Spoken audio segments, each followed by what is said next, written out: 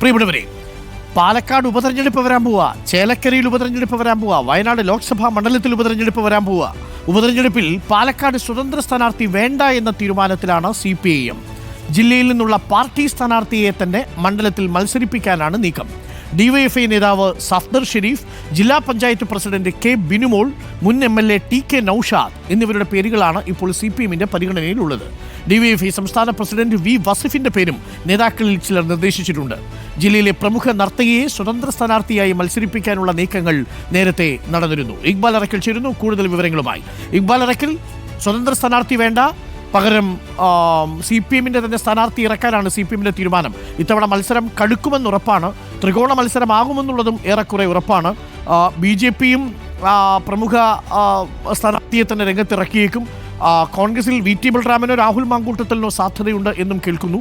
അപ്പോൾ CPIMന് ഒത്ത സ്ഥാനാർത്ഥിയെ തന്നെ നിർത്തേണ്ടതുണ്ട്. പാർട്ടി സ്ഥാനാർത്ഥിയെ തന്നെ നിർത്താനാണ് ഇപ്പോൾ തീരുമാനിച്ചിരിക്കുന്നത്, അല്ലേ Iqbal Arakkal? Good morning.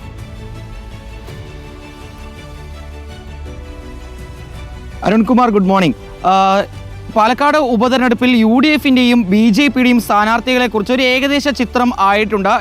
UDFിലാണെങ്കിൽ youth കോൺഗ്രസിന്റെ സംസ്ഥാന അധ്യക്ഷനായ രാഹുൽ മാങ്കൂട്ടത്തിലോ അല്ലെങ്കിൽ VT ബൽറാമോ അല്ലെങ്കിൽ P സരി, ഈ മൂന്ന് പേരിൽ ഒരാളായിരിക്കും UDF സ്ഥാനാർത്ഥി എന്ന രീതിയിലുള്ള വിവരങ്ങളാണ് ഏറ്റവും ഒടുവിൽ പുറത്തു വരുന്നത്. BJPയിലാണെങ്കിൽ ശോഭ സുരേന്ദ്രൻ, അതല്ലെങ്കിൽ BJPയുടെ സംസ്ഥാന അധ്യക്ഷൻ K സുരേന്ദ്രൻ, ഇവർ രണ്ടുപേരുടെ പേരുകളും പുറത്ു വരുന്നു.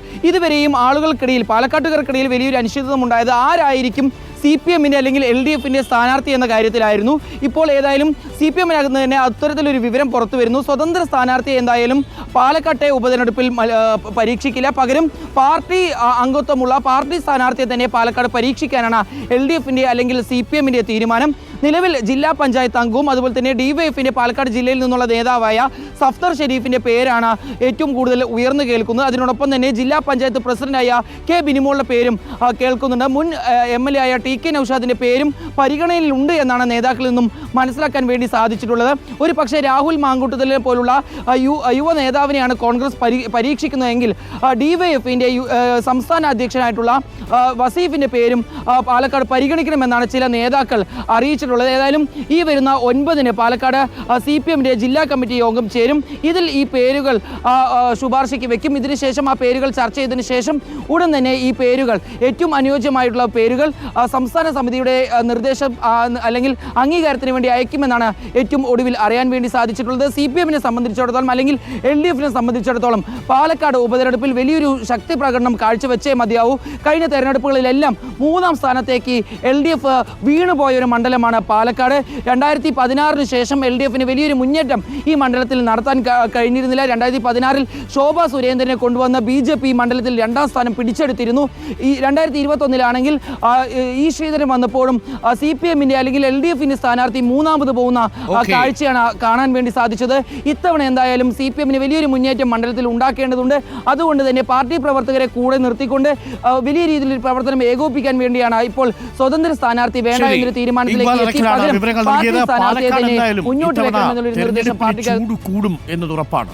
മാത്രമല്ല, ശക്തമായ ത്രികോണ മത്സരം പാലക്കാട് നടക്കാൻ പോകുന്നു. BJP വലിയ സാധ്യത കാണുന്നുണ്ട് പാലക്കാട്. അതേസമയം തന്നെ ഷാഫി പറമ്പിലിന്റെ സീറ്റ് UDFന് നിലനിർത്തിയേ മതിയാവൂ. 3-ാം സ്ഥാനത്ത് പോയ സീറ്റ് സ്ഥാനാർത്ഥി 1-ാം സ്ഥാനത്തേക്ക് തിരിച്ചു വരും എന്നാണ് CPIM കണക്കാക്കുന്നതും. ഒരുപാട് രാഷ്ട്രീയ സാഹചര്യമുണ്ട്, വ്യത്യസ്തങ്ങളായിട്ടുള്ള വെല്ലുവിളികളുണ്ട്. 3 മുന്നണികൾക്കും വെല്ലുവിളികളുണ്ട്. കടുത്ത പോരാട്ടമായിരിക്കും പാലക്കാട് നടക്കുക എന്ന കാര്യത്തിൽ യാതൊരു സംശയവുമില്ല.